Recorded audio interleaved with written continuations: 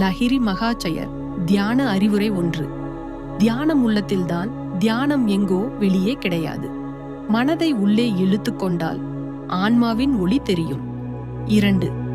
உசிரோடு ஆன்மா சேர்ந்திருக்கும் சுவாசம், உள்வாங்கும் மூச்சு, வெளியில் விடும் மூச்சு தியானத்தில் முக்கியம். அதை பார்த்து கொண்டால் மனம் அமைதியடையும். 3ஆம் தியானம், கடவுளோடு சேர்தல்.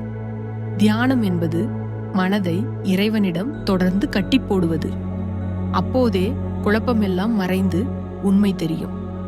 4ஆம் ஜீவனும் ஆன்மாவும் ஒன்று.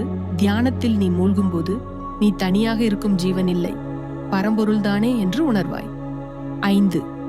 உள்ளமும் உலகமும் ஒன்றே. தியானத்தில் நாமெல்லாம் பிரிந்து வாழும் மனிதர்கள் இல்லை, எல்லாம் ஒரே ஆன்ம சக்தி என்று தெரியும்.